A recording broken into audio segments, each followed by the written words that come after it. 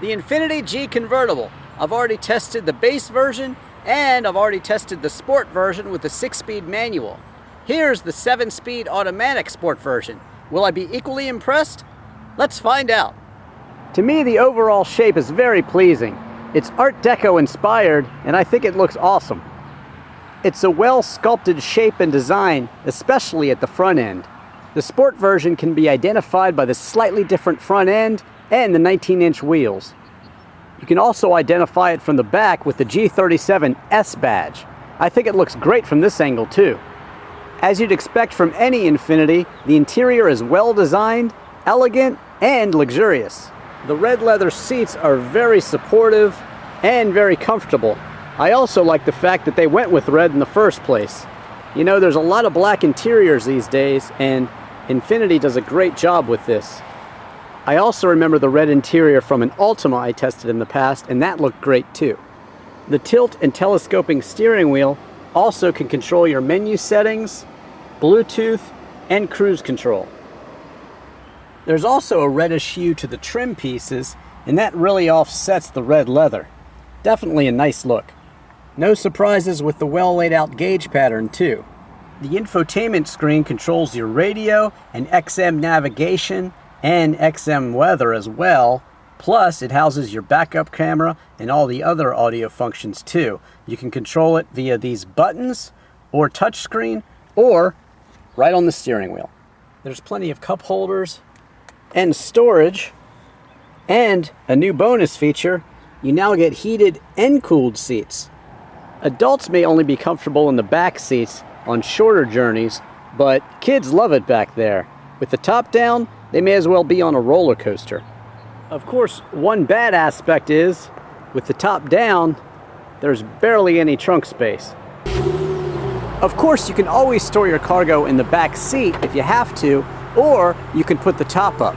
That takes about 30 seconds, and it also adds about 500 pounds of weight to the car. But this is actually taken care of by the fact that this one revs to 7,000, which is a little higher than the regular coupe version. So I think it's a small price to pay because I absolutely love driving with the top down. Now with the top up, you can remove this bar here and you'll get a little more storage. Powering the G is a 3.7 liter V6, which makes 325 horsepower and 267 pound-feet of torque. That'll scoot you to 60 in right around 5 seconds. You can expect 20 miles per gallon overall, with 17 in the city and 25 on the highway.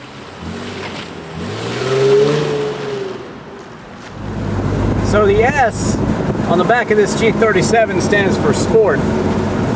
And when you're winding it out down a country road like this, it really shines through. The suspension is tighter than a normal G convertible or G sedan, and it's just very responsive.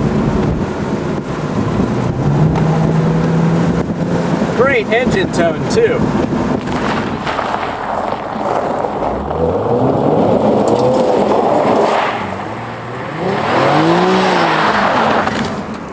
Now, of course, this is the sport version of the Infiniti G, so we got to talk about its handling. You know, this is a very tossable car.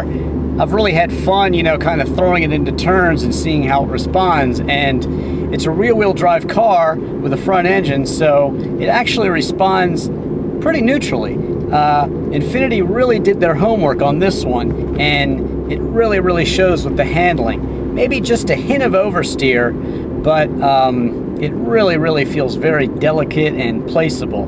Now, with the traction control on, of course, you're never going to lose the back end and you're never going to have any drama. Turn the traction control off and you can have a bit of fun. It certainly will induce some throttle oversteer and you can have a bit of fun with it, but I would not recommend that for anyone unless they're a trained professional.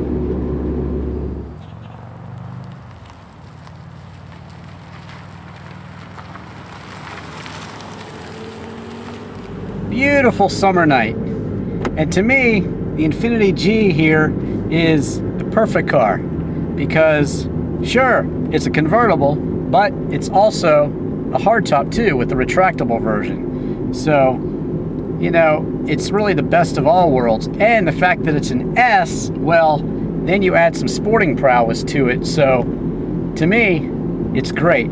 Alfresco motoring with the top down, and also a bit of extra performance as well in a sporting automobile that can go topless or can go topped if the weather gets bad.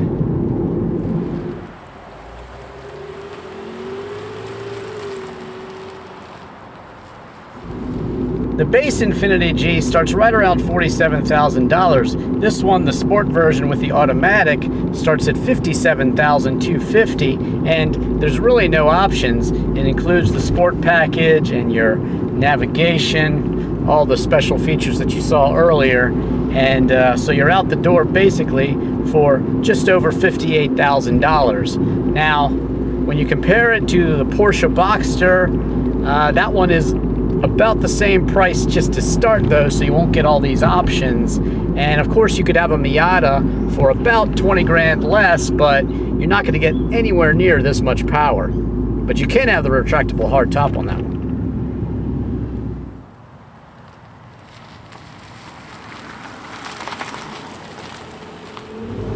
Taking the G on the back roads is extraordinarily enjoyable, especially with the top down. This is the way that this car was meant to be driven.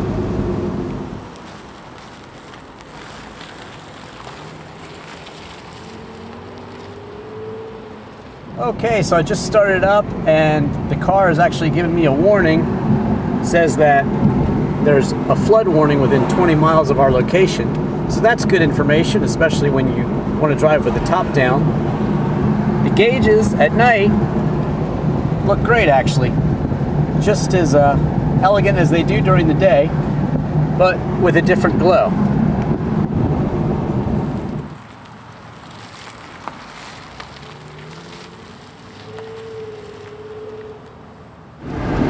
The G convertible is actually a pretty good grand tour.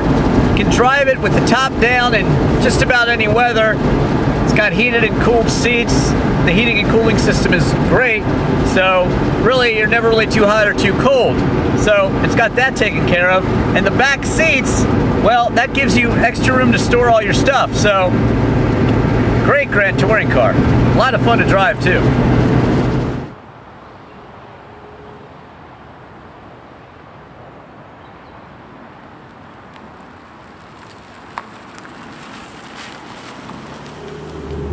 So if you've been reading my reviews and watching my reviews on video, then you know I'm a big fan of the Infiniti G convertible, the base version and the sport version of the 6-speed manual.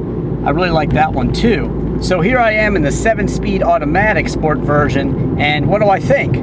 Well, actually, I think it's pretty cool, and this being an Infiniti, kind of a luxury car, I don't really see the need to shift myself. If I want to do that, hey, I can use the paddle shifters behind the steering wheel.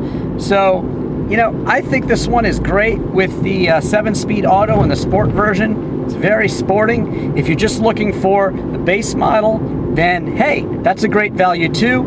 You still get a hardtop convertible, and you can enjoy all the open air motoring and the great luxury and convenience that the Infiniti has to offer. So anyway you go with the Infiniti, whether you choose the base model or the 6-speed manual sport or this one, the auto sport, I think you're going to really be happy with it. It's a great car. I'm Drivin Ivan Katz.